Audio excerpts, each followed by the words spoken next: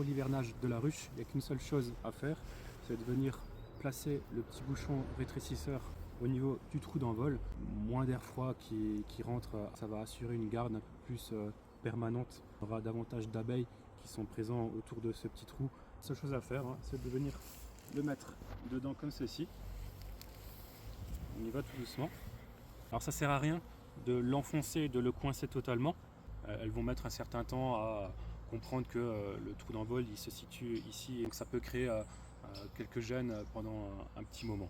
Alors si vous voyez que ça crée vraiment trop de confusion et trop de gêne, à ce compte-là, on le retire de nouveau et on va le remettre d'ici une semaine. C'est une ruche où on a vraiment beaucoup d'abeilles dans celle-ci. Donc tant que le flux de passage il reste conséquent, voilà, ça ne sert pas à grand chose d'aller forcer pour mettre un bouchon rétrécisseur dans l'immédiat.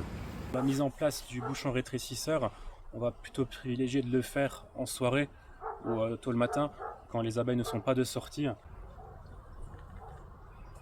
L'avantage d'utiliser un bouchon qui est conique, ça va permettre surtout de pouvoir le retirer au printemps assez facilement sans qu'il casse de tous les côtés.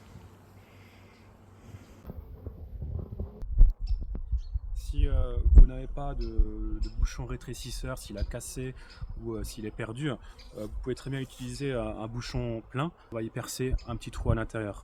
Et si vraiment voilà, on n'a pas de bouchon plein en réserve, on peut utiliser des petits bouchons de vin qu'on vient percer également au centre. Pour le perçage, un foret en diamètre 8 ou 10, c'est largement suffisant.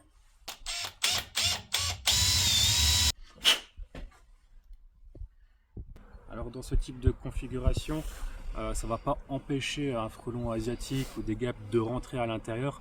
Par contre, on va aussi chercher à limiter ces entrées-là. Donc on va avoir des abeilles qui seront rapidement derrière ce trou pour repousser les intrus qui voudraient rentrer à l'intérieur. Si on voudrait faire en sorte que le frelon ne rentre pas à l'intérieur, il faudrait percer un trou maximum à 8 mm de diamètre pour ne pas gêner les entrées et sorties des abeilles, quitte à ce qu'on ait un peu de frelons asiatiques.